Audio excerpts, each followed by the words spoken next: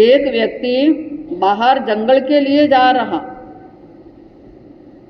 बड़ा सेठ था, जा रहा था, पर चलते चलते ठोकर लगी तो एक पत्थर हट गया दूर और पीली पीली कोर नजर में आ गई।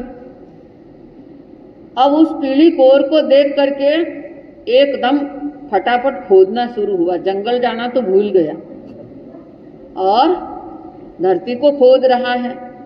कई बार आपके साथ भी ऐसा हो तो यही होता है। अब धरती खोद रहा है, चरू एक निकला, दो निकला, तीन निकला, सोनैया निकल गए कि बाबूजी ऐसी सोनैया निकलती हो तो हम तो हमेशा ही लोटा लेके चले जाए, पर सोनैया निकले जब की बात है। ठीक वो सोनैया निकले और अगले जमाने में बड़े बड़े खेल से उड़ के जाते सर्दियों के दिनों में, तो बस वही चादर डाला और उस चादर में सारे सोनैया डाल दिए। घड़े कच्चे थे, सोनैया ले लिया और घड़ों को छोड़ दिया, क्योंकि माल लेते हैं बाकी तो छोड़ देते हैं। अब उसमें रेत भी है सोनैयों के साथ में, क्योंकि धरती से निकले। तो उसने सोचा ये रेत लेकर के क्या करूं, सोनैया ले लूं। पास में नदी चल रही थी, आपके यहाँ भी एक बार जो नाला है, नदी है, क्योंकि हम पहले बाहर जंगल के लिए वहां जाते थे इसलिए मुझे याद है। अब नदी चल रही थी तो उसने उसमें चारों पल्ले पकड़ दिए और हिला रहा है कि सोनैया रह जाएंगे, मिट्टी मिट्टी हट जाएगी, थोड़ी टेढ़ी करूंगा।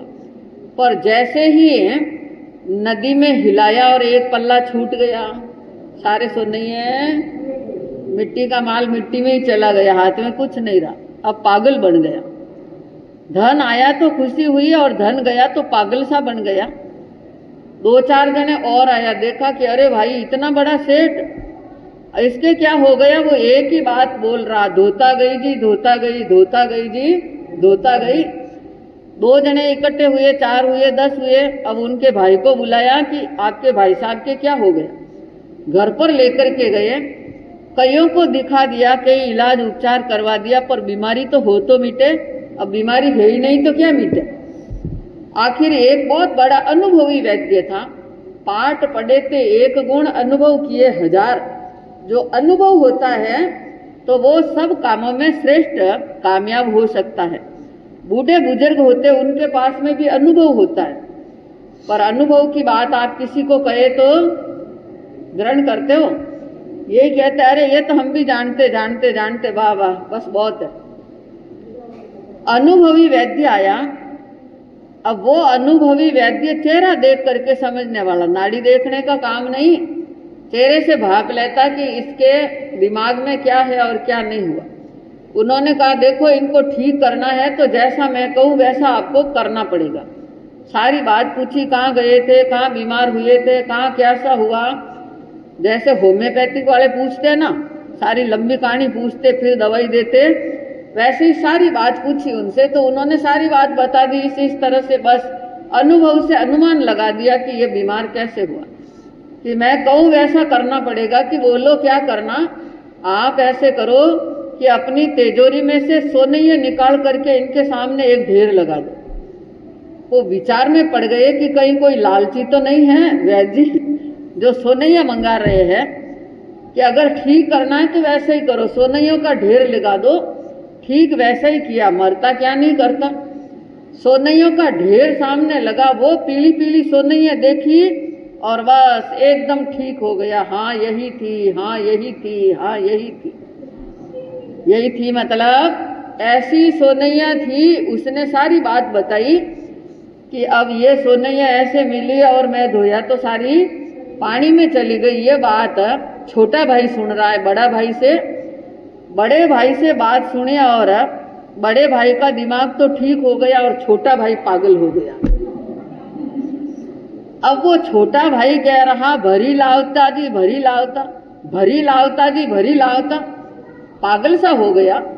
एक ही रटन लगा रहा, भरी लावता जी, भरी लावता, भरी लावता जी, भरी लावता, कि अरे मिली सोनैया तो धोने की कहाँ जरूरत थी, मिट्टी तो यहाँ लाके भी साफ कर देते, आप तो क्या ले आते, भरी हुई ले आते। अब ये होता है दिमाग में कई बार जैसी घटना होती है वैसा ही दिमाग पर असर पड़ जाता। हम पूरी तरह से प्रभु परमात्मा के प्रति समर्पित होकर प्रभु का गुणगान करते हुए हम अपनी आत्मा का उत्थान करने में लग जाए, कर्मों की निर्जरा करने में लग जाए, यानी कि सामायिक से धार्मिक दृष्टि से आत्मिक गुणों का विकास करने का प्रयास हो जाता है। कहते हैं कि जैसे मधुमक्खी होती है, हनी बी है ना, जो रानी मधुमक्खी होती है वो जहाँ बैठती है बाकी की जो मधुमक्खियाँ हैं वो आकर इकट्ठी होना शुरू हो जाती हैं, शहद का संग्रह करना शुरू कर देती हैं। तो कहते हैं कि ये सामायिक भी रानी मधुमक्खी जैसी है। जो जो जीवात्मा इस सामायिक में बैठती है, सामायिक में प्रवेश करती है, तो उसके बाकी के जो सद्गुण हैं, सद्गुण का मतलब आप देख लीजिए, स्वाध्याय है, जप है, ध्यान है, सम्मर्ग में प्रवेश करना है, ये सारे जो हैं ये सद्गुण बाकी मधुमक्खियों की तरह इकट्ठे होने शुरू हो जाते हैं। और फिर मिलता क्या है, कौन सा शहद मिलना, वो आत्मा आनंद का शहद मिलना, आत्म शांति का रस जो है वो शहद के रूप में एकत्रित हो जाता है। ये मधु संचय जैसी ही प्रक्रिया हो जाती है कि हमारे भीतर सद्गुणों की मिठास भर जाती है, हमारे भीतर सहिष्णुता आ जाती है, हमारे भीतर स्वाध्याय जैसा तप आराधा जाता है, जप करते हुए अपने इष्ट देव का स्मरण किया जाता है। इष्ट देव का स्मरण करते करते हम अपनी आत्मा को निर्मल बनाने का प्रयास करते हैं। अरिहंतों सिद्धों के सद्गुणों का चिंतन करते हुए हम अपने भीतर उन गुणों का आचरण में लाने का प्रयास करते हैं। ये भाव सामायिक कही गई है। लेकिन इसके लिए हमें दो बातें और भी ध्यान में रखनी पड़ेंगी, जिसके लिए कहा है काल की सामायिक और